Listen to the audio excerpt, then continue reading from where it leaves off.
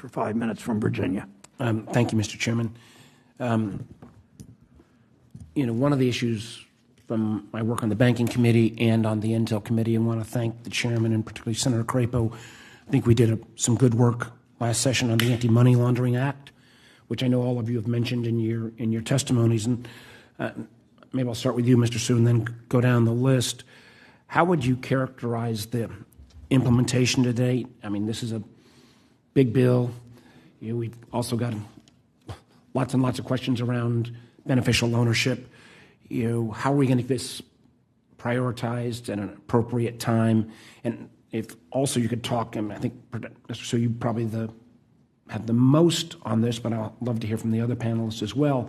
How do we make sure the examiners are going to have the skill, knowledge, will there be additional training? So talk about implementation and then talk about it down to the level of the examiners, particularly since there's going to be so much more interaction with FinCEN now.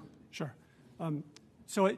There's been a lot of collaboration with FinCEN, the FDIC, and other agencies, particularly on identification of the priorities, defining those priorities, and then that cascades through to how are the examiners going to approach that? And there's a lot of training manuals. There's a lot of work being done to ensure that. Will there actually be additional training for the examiners? I believe so. I'd have to check with staff exactly how that's going to get played out. But I know right now there's a lot of focus on getting these priorities out and ensuring that these pending deadlines that are coming up to get these things done are met to the ability we can. It is complex. There's some complexity there.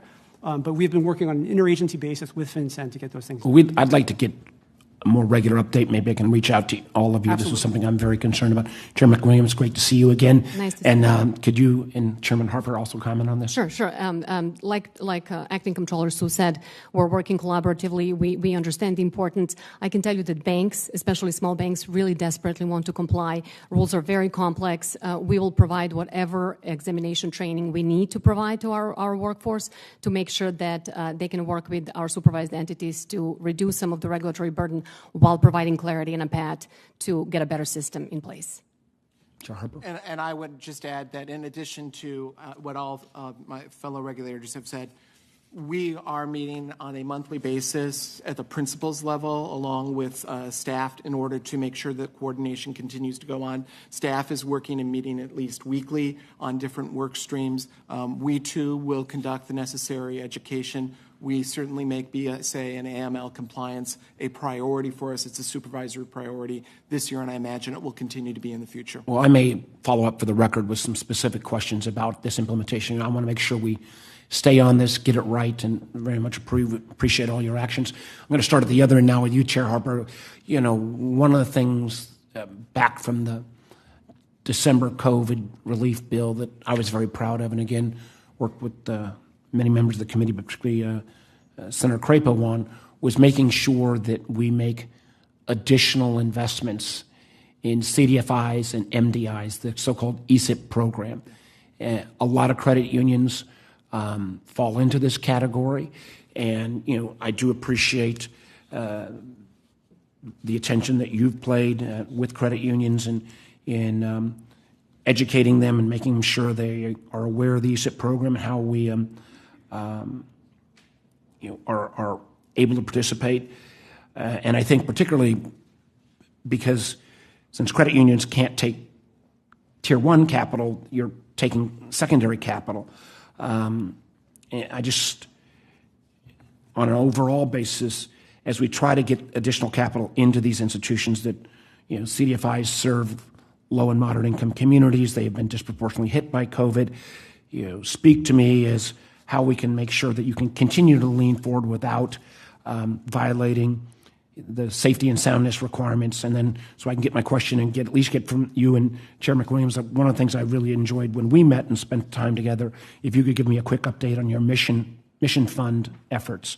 So Chair Harper and then Chair McWilliams. Certainly the entire board has been committed to getting education out on the ECIP. And in fact, last time I checked, we had about 47 credit unions that had applied for secondary capital at $1.6 billion. We're working hand in glove with the Treasury Department, which has to approve on its side the grant, but then we need to take and make sure that the capital can be used for secondary capital purposes. That is the way we are able to, if you will, accommodate the ECIP within the system. This is low dollar, low interest, long-term stable capital. We recognize that in the last crisis, credit unions that leaned in and lended out to low-income communities actually recovered more quickly, and that's one of the messages we've been carrying. My time's up, but Chair McWilliams, could you be Sure, briefly sure. about Mission Fund? Thank you, Mr. Chair. Thank you. Senator, the Mission-Driven Bank Fund is actually a novel approach. It took some regulatory thinking outside of the box to come up with the idea of a private fund that would be backed by the FDIC in name and reputation, but would basically get private investments from companies, banks, et cetera, to support minority institutions, whether CDFIs or minority depository institutions, banks. Early on in my tenure, I realized capital is what these entities need the most, plus technical assistance, and the fund will provide both. We're in the process of rolling out the fund. Everything moves slowly through the government procurement process, but we're looking forward to having it up and standing by the end of the year, and we already have close to $200 million in private commitments. Thanks, Senator Warren. Senator Tillis from North Carolina is recognized. Thank you, Chairman.